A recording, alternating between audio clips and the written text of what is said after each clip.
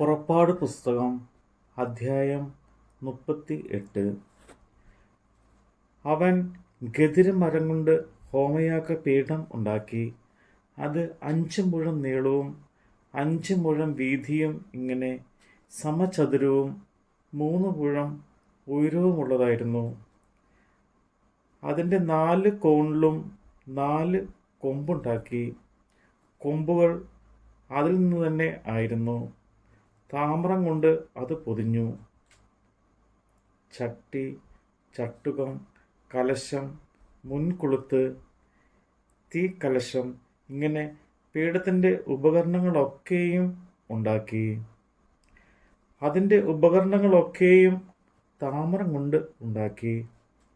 അവൻ യാഗപീഠത്തിന് വലപ്പണിയായ ഒരു താമ്ര ജാലം ഉണ്ടാക്കി. അതു താഴെ അതിൻ്റെ ചുറ്റുപടിക്ക് കീഴെ അതിൻ്റെ പാതിയോളം എത്തി.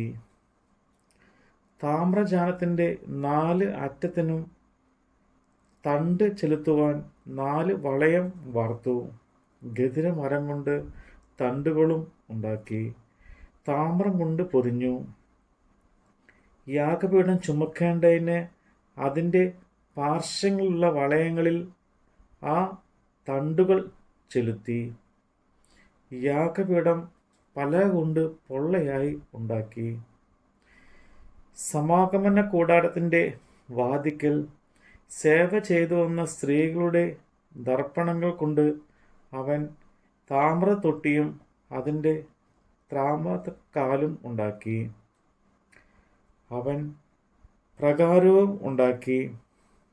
തെക്ക് വശത്തെ പ്രാകാരത്തിന് പിരിച്ച പഞ്ഞിനൂൽ കൊണ്ടുള്ള 100 മുഴം മരശ്ശീല ഉണ്ടായിരുന്നു.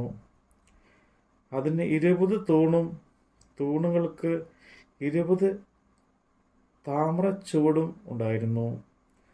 തൂണുകളുടെ കൊളുത്തും മേൽ ചുറ്റുപടിയും വെള്ളി ആയിരുന്നു. വടക്ക് വശത്ത് 100 മുഴം മരശ്ശീലയും അതിന് 20 തൂണും തൂണുകൾക്ക് 20 താമ്രച്ചുവടും ഉണ്ടായിരുന്നു. തൂണുകളുടെ കൊളുത്തും മേൽ ചുറ്റുപടിയും വെള്ളി ആയിരുന്നു. പടിഞ്ഞാറ് വശത്ത് 50 മുഴം മരശ്ശീലയും അതിന് 10 തൂണും തൂണുകൾക്ക് 10 ചുവടും ഉണ്ടായിരുന്നു. തൂണുകളുടെ കൊളുത്തും മേൽ ചുറ്റുപടിയും വെള്ളി ആയിരുന്നു. കിഴക്ക് വശത്തും മരശ്ശീല 50 മുഴം ആയിരുന്നു. വാതിലിൻ്റെ ഒരു വശത്ത് മരശ്ശീല 15 മുഴവും അതിന് 3 തൂണും അവയ്ക്ക് 3 ചുവടും ഉണ്ടായിരുന്നു. മറ്റേ വശത്തും അങ്ങനെ തന്നെ. ഇങ്ങനെ പ്രാകാര വാതിലിൻ്റെ ഇപ്പുറത്തും അപ്പുറത്തും 15 മുഴം വീതം മരശ്ശീലയും അതിന് 3 തൂണും 3 ചുവടും ഉണ്ടായിരുന്നു. ചുറ്റും പ്രാകാരത്തിൻ്റെ മരശ്ശീല ഒക്കെയും പിരിച്ച പഞ്ഞിനൂൽ കൊണ്ട് ആയിരുന്നു. തൂണുകൾക്കുള്ള ചുവട് താമ്രം കൊണ്ടും തൂണുകളുടെ കൊളുത്തും മേൽ ചുറ്റുപടിയും വെള്ളി കൊണ്ടും കുമിഴുകൾ വെള്ളി പൊതിഞ്ഞവയും പ്രാകാരത്തിൻ്റെ തൂണുകളൊക്കെയും വെള്ളി കൊണ്ട് മേൽ ചുറ്റുപടിയുള്ളവയും ആയിരുന്നു. എന്നാൽ പ്രാകാരവാതിലിൻ്റെ മരശ്ശീല നീലനൂൽ, ധൂമ്രനൂൽ, ചുവപ്പുനൂൽ, പിരിച്ച പഞ്ഞിനൂൽ എന്നിവ കൊണ്ട് ചിത്രത്തയ്യൽപ്പണി ആയിരുന്നു. അതിൻ്റെ നീളം 20 മുഴവും അതിൻ്റെ ഉയരവുമായ വീതി പ്രാകാരത്തിൻ്റെ മരശ്ശീലയ്ക്ക് സമമായി 5 മുഴവും ആയിരുന്നു. അതിൻ്റെ തൂണ് 4 അവയുടെ ചുവട് 4 താമ്രമായിരുന്നു. കൊളുത്തും കുമിഴുകൾ പൊതിഞ്ഞിരുന്ന തകിടും മേൽ ചുറ്റുപടിയും വെള്ളി ആയിരുന്നു. തിരുനിവാസത്തിനും പ്രാകാരത്തിനും 4 പുറവുമുള്ള കുറ്റികളൊക്കെയും താമ്രം ആയിരുന്നു. മോശയുടെ കൽപ്പന അനുസരിച്ച് പുരോഹിതനായ അഹ്റോന്റെ മകൻ ഈഥാന്മാർ മുഖാന്തരം ലേവ്യരുടെ ശുശ്രൂഷയാൽ കണക്ക് കൂട്ടിയതുപോലെ സാക്ഷ്യകൂടാരമെന്ന തിരുനിവാസത്തിനുണ്ടായ ചെലവ് എന്തെന്നാൽ, യഹൂദ ഗോത്രത്തിൽ ഹൂരിൻ്റെ മകനായ ഊരിയുടെ മകൻ ബെസലേൽ മോശയോട് യഹോവ കൽപ്പിച്ചതൊക്കെയും ഉണ്ടാക്കി. അവനോടുകൂടെ ദാൻ ഗോത്രത്തിൽ അഗീസാമാക്കിൻ്റെ മകനായി കൊത്തുപണിക്കാരനും കൗശലപ്പണിക്കാരനും നീലനൂൽ, ധൂമ്രനൂൽ, ചുമപ്പുനൂൽ, പഞ്ഞിനൂൽ എന്നിവ കൊണ്ട് ചിത്ര തയ്യൽ പണി ചെയ്യുന്നവനുമായ ഒഹോലിയാബും ഉണ്ടായിരുന്നു. വിശുദ്ധ മന്ദിരത്തിൻ്റെ സകല പ്രവൃത്തിയുടെയും പണിക്ക് വഴിപാടായി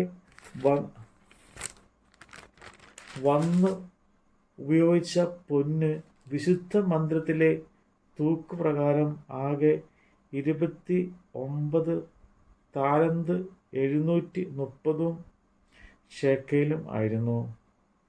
സഭയിൽ ചാർത്തപ്പെട്ടവരുടെ വെള്ളി തിരുമന്ദിരത്തിൻ്റെ തൂക്കുപ്രകാരം 100 താലന്തും 1775 ശേക്കവും ആയിരുന്നു.